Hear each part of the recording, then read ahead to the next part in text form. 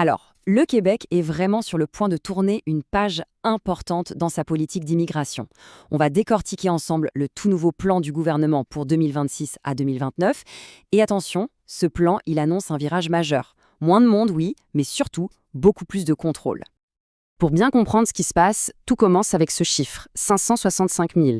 C'est énorme, c'est le nombre de résidents non permanents qui sont au Québec en ce moment.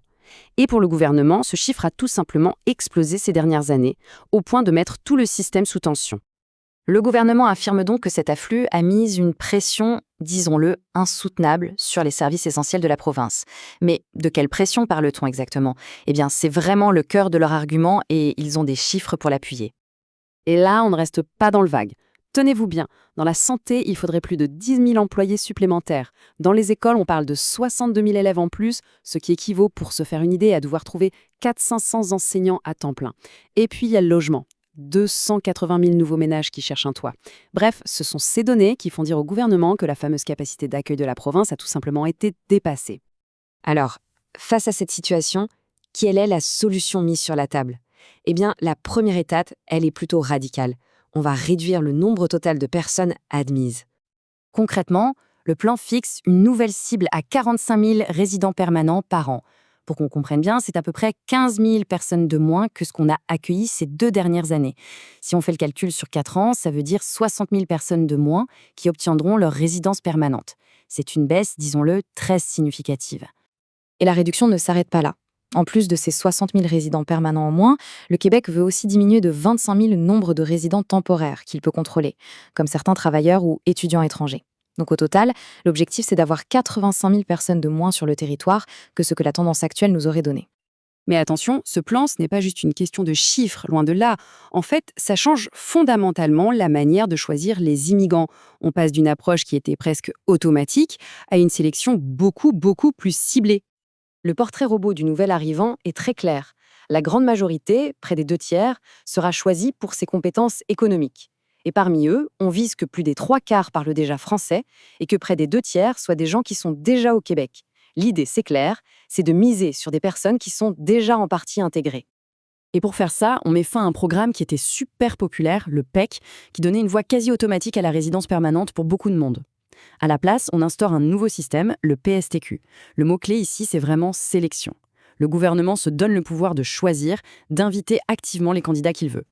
En gros, avec ce nouveau programme, le gouvernement pourra cibler des profils hyper spécifiques. Au lieu de juste accepter tous ceux qui remplissent des critères généraux, il pourra dire « Ok, ce mois-ci, on a besoin de soudeurs pour la BTB » ou « On a besoin de diplômés en intelligence artificielle de Montréal ».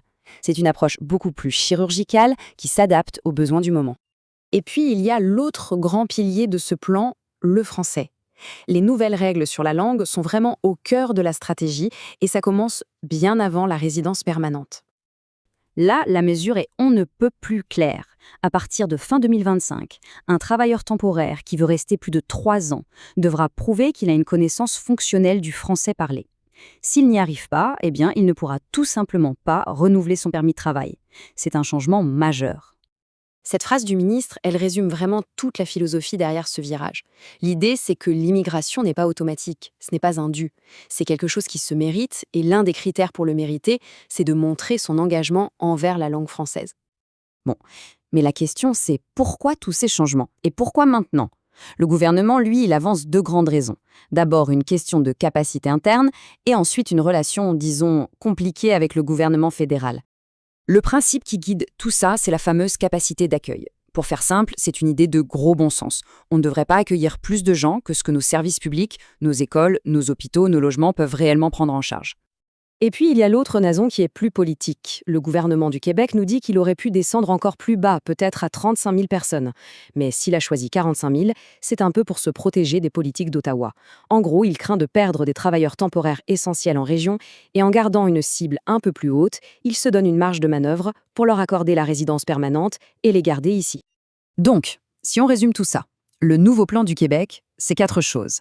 Des chiffres qui baissent, beaucoup plus de sélection, une place centrale pour le français et un gros focus sur les besoins spécifiques des régions.